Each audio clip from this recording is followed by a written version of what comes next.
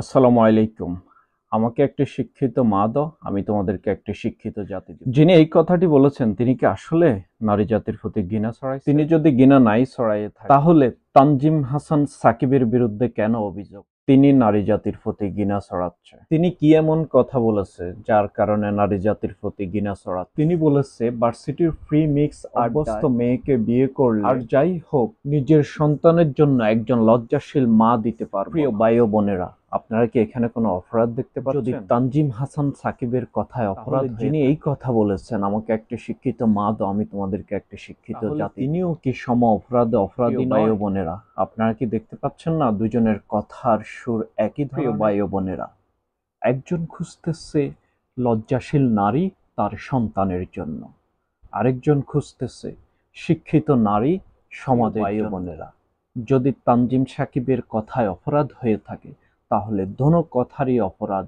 প্রিয় ভাই ও বোনেরা, আসলে কোনো কথারই অপরাধ না, দুটো কথায় খুবই মূল্যবান। ভালো কোনো কিছু খোঁজাই অপরাধ না, আর যদি ভালো কোনো কিছু খোঁজা অপরাধ হয়ে থাকে তাহলে আপনারা কেন ভালো ক্রিকেটার খুঁজতেছেন, ভালো বলার খুঁজতেছেন, ভালো ব্যাটসম্যান খুঁজতেছেন? পরিশেষে আমি বলতে চাচ্ছি, সমস্ত বিষয়গুলা মিডিয়াতে এনে দুটো কারণ থাকে। এক নম্বর বিষয়, কিছু মানুষ সব সময় খুঁজে বেড়ায় ইসলামের বিরুদ্ধে ঘৃণা ছড়ানোর জন্য, তারা খুঁজতে থাকে তানজিম সাকিবদের মতো লোকদেরকে, ক্রিকেটারদেরকে, মিডিয়া ব্যক্তিত্বদেরকে, রাজনীতিবিদ যারা ইসলামকে ভালোবেসে প্র্যাকটিক্যাল মুসলিম হতে। আর এই সমস্ত বিষয়গুলা ইসলাম বিদ্বেষীরা সহ্য করতে পারে, কোনো বিষয়কে ভুলভাবে উপস্থাপন করে মিডিয়াতে অপপ্রচার চালায়। দ্বিতীয় বিষয় হচ্ছে, গত 14 বছর যাবৎ বাংলাদেশে দেখতে পারতেছি কোনো একটা বিষয় মিডিয়াতে এনে মিডিয়াকে ব্যস্ত রাখা, আর এই কাজটি করতেছে বর্তমান স্বঘোষিত প্রধানমন্ত্রী সরকার। তাই আমি মনে করি তানজিম সাকিব লজ্জিত নারী, তার সন্তানের জন্য সে অপরাধ করে। আমাদের উচিত তানজিম সাকিবদের মতো বাংলাদেশের সুচ্চ সন্তানদেরকে টিকিয়ে রাখা, তাদের পাশে দাঁড়ানো আমাদের দায়িত্ব।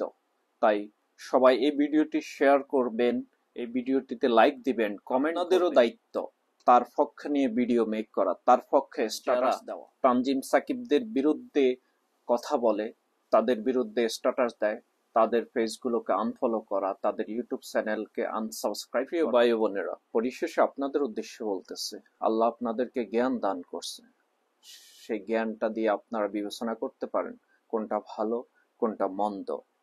আর এই জিনিসটা যদি আপনি সঠিকভাবে উপলব্ধি করতে পারেন তাহলে আপনার সমাজ চেঞ্জ হবে। যে সমাজটাকে নষ্ট করার জন্য পায়তারা করতেছে দুষ্কৃতিকারীরা, তারা ব্যর্থ হবে।